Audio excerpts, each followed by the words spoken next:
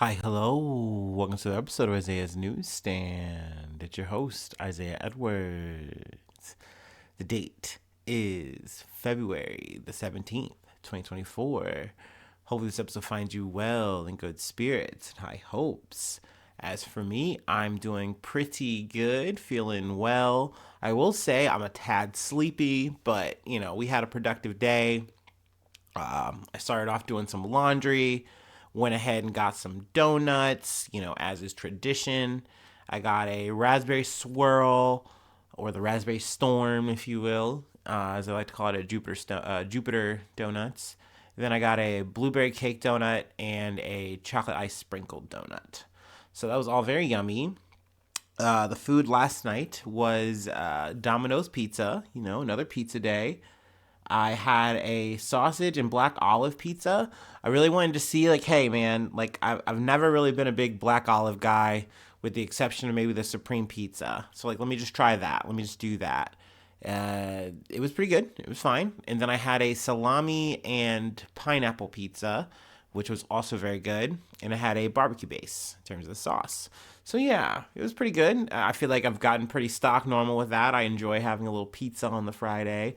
I gotta add though, the weather has been really slushy over the past like 24 hours. Like towards the end of the night, it was just snowing a bunch. I mean, a bunch for Ohio. We got like a couple inches overall. So that was fun. Kind of, I wouldn't say slipping and sliding around, but I got bald tires, so it's a little bit of a risk for me. But hey, I'll make it work for pizza. What can I say? All right, so you're all caught up on my Joneses. Let me go ahead and do my startup, and then we'll get into it.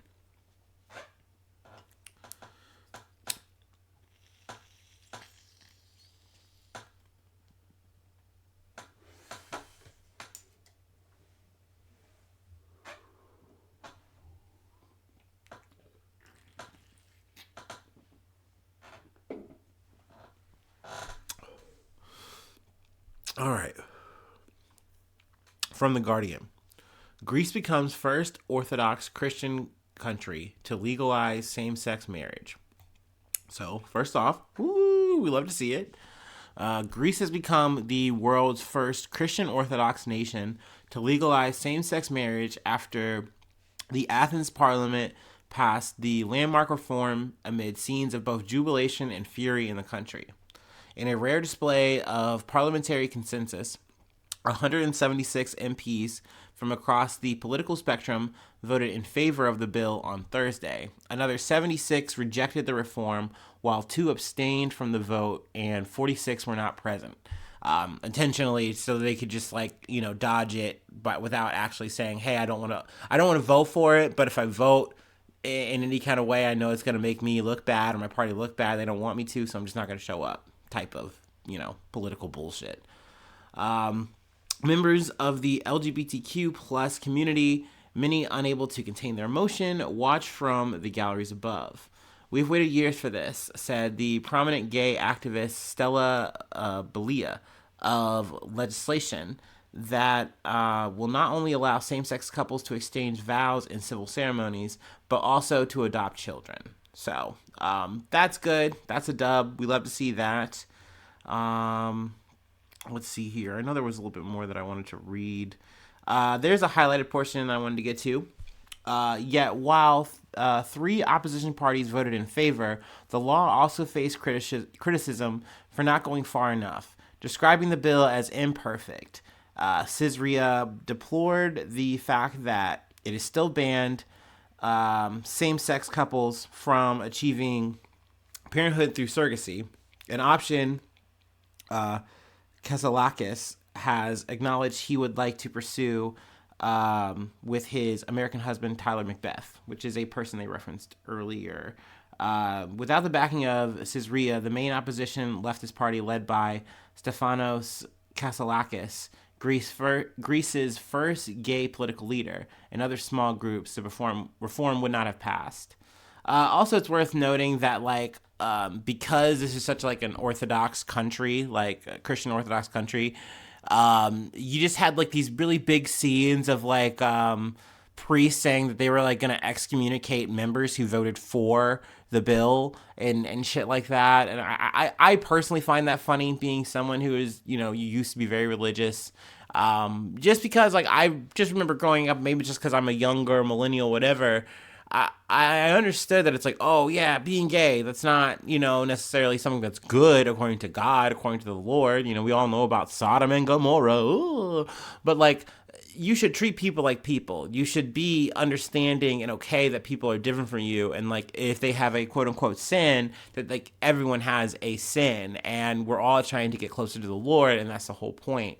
So that was kind of my background and understanding of that. Now, I mean, granted, that's always on a spectrum when it comes to fucking Christianity. And it's crazy to see people who are like, no, you're a sinner, you're bad, you can't be anywhere near this, blah, blah, blah, blah. And it's crazy to run a country on those lines. But hey, I mean, America would never do that. They no, we've stopped that. We're so modern. No, we still do fucking dumb shit like that. But yeah, I mean, overall, I do think this is a good thing. It is unfortunate that the bill doesn't go far enough, of course, but I do think that it is a start, and you know, that is a thumbs up from Isaiah's newsstand. So we'll leave it there. I don't want to get too bogged down there, but feel free to read this from The Guardian if you are interested, of course. Our next beat comes from Reuters. Japan successfully launches next generation H3 rocket after failure last year. Let's see here. Japan successfully launched its new H3 flagship rocket on Saturday, putting its space program back on track after multiple setbacks, including the failure of the rocket's inaugural flight last year. The launch also marks a second straight win for the Japan Aerospace Exploration Agency, JAXA, after its lunar lander, SLIM, achieved a pinpoint touchdown last month and made Japan only the fifth country to put a spacecraft on the moon. I'm pretty sure the SLIM lander is like currently kind of on rest mode right now because it's like on a lunar night. I haven't really heard or seen any updates outside of that. But it's obviously very cool that they were able to get this rocket going. I think it's a replacement for like the H2A or something like that. The H2A, which is retiring after 2 more launches. Another failed flight would have seen Japan face this prospect of losing independent access to space. Now, with this H3 launch, I think they launched a microsatellite and then also a dummy satellite. Just more or less seems like proof of concept kind of situation. So that's good. That's cool. We love to see Japan getting another dub. We love to talk about space getting another dub. Hell, even if it is like SpaceX, I'll say this, though I will say with SpaceX, I kind of can't lose, because like if there's a bad problem with SpaceX, then it's like, yeah, fuck Elon, his dumbass. But then I can also be like, oh, cool, if SpaceX works, then it's like, obviously, cool, I love space things happening, so yay. You kind of just, you're always bet on a winner there, huh? But yeah, there's more details. They talk about the end. They talk about how this is going to be a much cheaper rocket. The 63 meter or 297 feet H3 is designed to carry a 6.5 metric ton payload, and over the long term, the agency wants to reduce per launch costs as low as 5 billion yen or $33 million, half of what the H2A launch costs, by adopting simpler structures and automotive grade electronics. So that's cool. We love a good econ, space exploration. Though I will say it always like makes me wonder and nervous and a little scared, especially if the astronauts, when you're eventually getting to that point where, granted, I think this is just something that's putting things into space, so that's a little different. But like when we're talking about these like cost cutting things, they talk about like recyclable rockets and things like that. That's what this kind of falls into.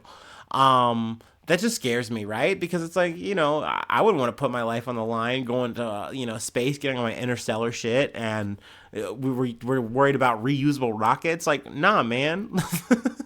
I don't know. Maybe I'm being dumb, but whatever. Let me go ahead and move on to another story, another article from the Associated Press. Tinder, Hinge, and other dating apps encourage compulsive use, lawsuit claims. So yeah, we got another lawsuit story. Stuck in a dating app loop with no date in sight. Guilty.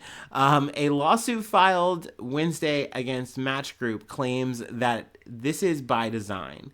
Tinder and Hinge and other match dating apps are filled with addictive features that encourage compulsive use. The proposed class action lawsuit claims. The lawsuit filed in court in the Northern District of California on Wednesday, Valentine's Day, says Match intentionally designs its dating platforms with game-like features that lock users into perpetual pay-to-play loop, prioritizing profit over promises to help users find relationships. The suit claims turns users into addicts who purchase ever more expensive subscriptions. Oh, excuse me. To access special features that promise romance and matches. Excuse me.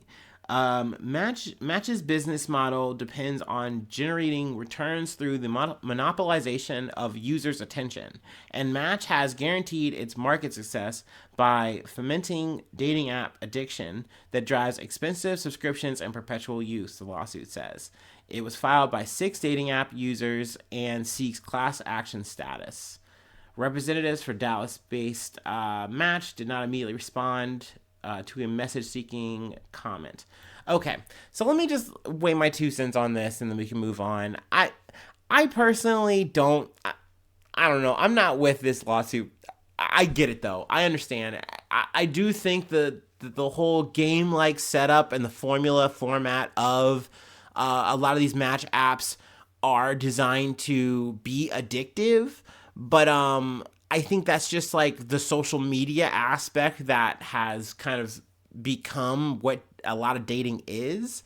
And I think that if you were to say, okay, well, let's take Hinge, let's take Tinder out of it, then like, what do you have? Like, you just have social media, right? Or obviously you can just like do normal ways of dating, the whole touch grass style, whatever. But I don't know. Maybe this is me being like a shill or whatever, but I don't think that Tinder's the reason here. I don't think Tinder's the problem here. I think that at the end of the day, a lot of people are stuck looking for love.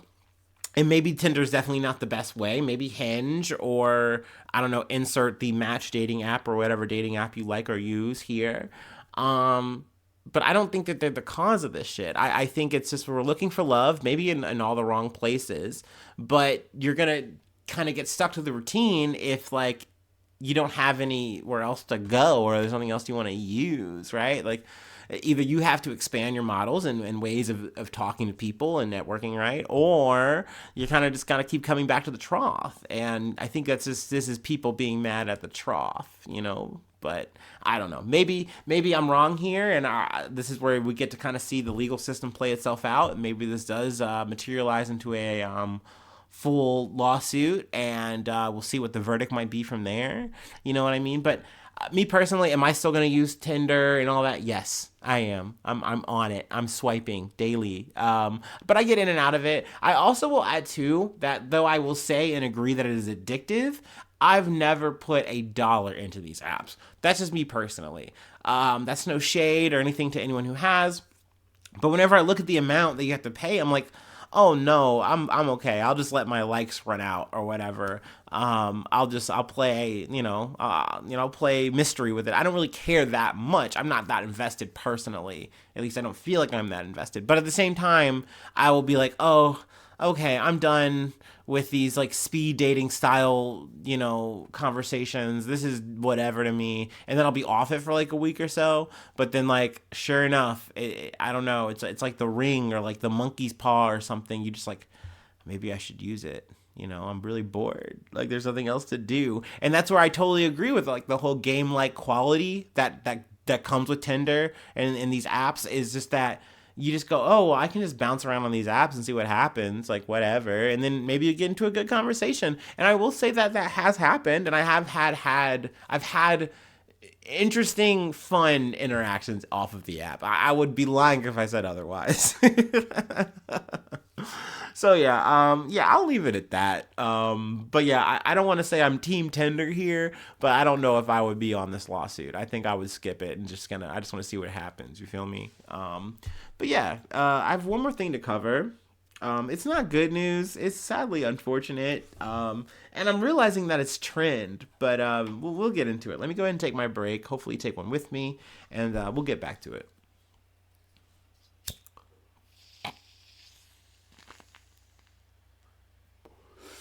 Oh yeah.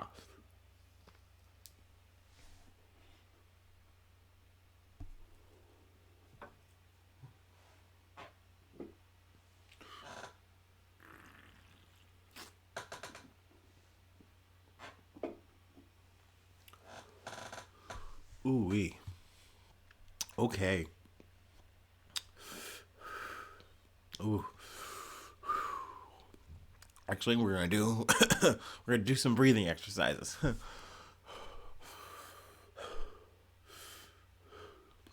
This is a random aside, but do you ever remember watching the Edward Norton's Hulk?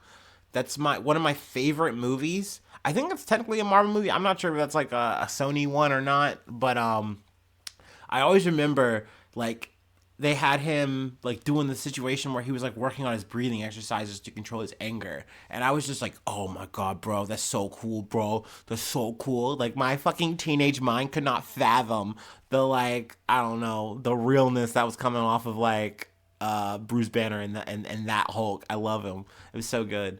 Even though I don't know, I look back on it now and I go, man, Edward Norton was kind of pretentious. Like, look, you got to have me direct all the fucking shit for the whole, because obviously I made a good Marvel movie. So, like, my direction matters here. And don't get me wrong, back in the day, especially, I was like, no, he's so right. Let him cook. It probably would have been a better Marvel movie, but, like, who gives a shit, dog? At the end of the day, you're missing the point of what a Marvel movie is these days, dude. Like, it is a plug and play, insert superhero here, boom, big explosion, blah, blah, blah. Who gives a shit about a plot? Like, ooh, Thanos, glove, blah. And that's it. And that's all it is. We're just waiting for an end game. Um, you know, anyway, enough movie talk, enough Hollywood bullshit. Let me close this out. From USA Today, 30 cremated remains, women's body found at rental of Colorado funeral home director. An arrest warrant has been issued for the owner of a Colorado funeral home accused of keeping the cremated remains of at least 30 people in a house he was renting and a dead woman's body in a hearse for 2 years, bro.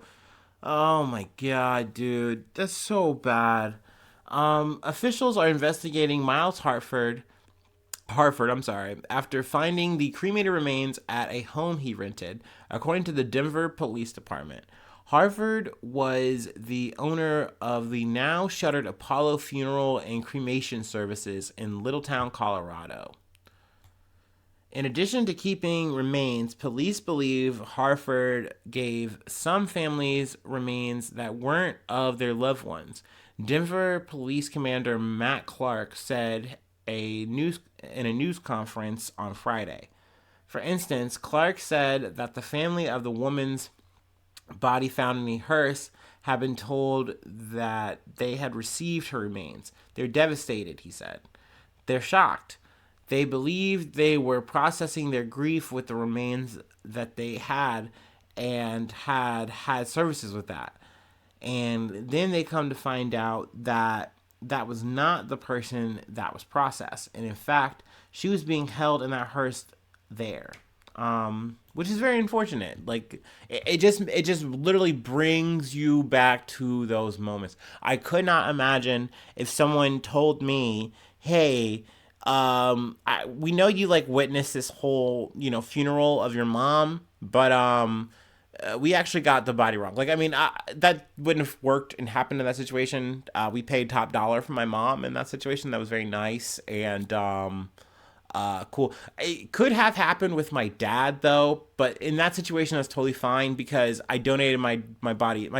We had the situation set up for my dad that we donated his body to science. So like that was one of those things where I've listened and seen a bunch of things on kind of how that worked before the moment happened. So I was privy to that, and I was fine with that. I knew my father. We had often had the conversation and joked where, I wouldn't say often, but like where it's just like, when I die, it doesn't matter. Like, don't make a big to do out of it. Don't make a big fuss. And I'm of the same. I'm definitely like my father in that way. I just fucking throw my body to whoever needs it and can use it, dude. Let the fucking cadaver harvesters have their way with me, whatever. I don't give a fuck. But in the situations where you obviously totally do, it's fucked up that you pay the money and this person takes advantage of that. You know what I mean? It's heartbreaking. It's sad. It's devastating. And apparently this guy's on the fucking run, so they're looking for him.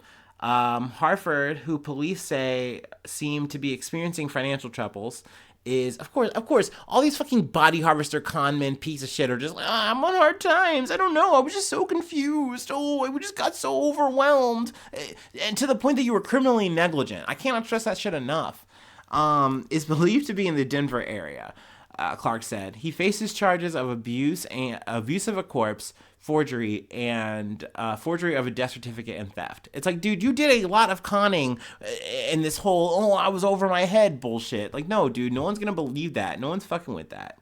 Let's see here. I did want to read something that kind of was like, not triggering is the wrong word here. But I was just noticing, like, this feels like almost deja vu. And I almost didn't cover because I'm like, did I cover this before? So let me go ahead and read this section. Hartford's case is not the only funeral home investigation in Colorado, a state that has no routine inspections or qualification requirements for funeral home operators, according to the Associated Press. In October, more than 115 improperly stored bodies were found in a Penrose, Colorado funeral home after authorities responded to a report of an odor. The owner of the facility, known for performing green burials, tried to conceal the improper storage of the bodies, the AP reported. So I was like, ding, ding, ding. I talked about that for fucking sure. But wait, there's more. In November, a married couple were arrested after allegedly abandoning nearly 200 bodies for several years inside a bug-infested facility, also in the Rocky Mountain town of Penrose. Carrie and John Halford, who are awaiting trial, are also accused of and giving family members fake ashes, AP reported. So this is where I'm just like, am I in the middle of you? I know I covered at least one of these, but wait, there's more. And then, and in the western Colorado city of Montrose last year, the operator of a funeral home and her mother were sentenced for mail fraud after they were accused of selling body parts and distributing fake ashes, according to the AP. Megan Hess, I feel like that name is so fucking familiar, was sentenced to 20 years in prison, while her mother, Shirley Koch, got 15 years.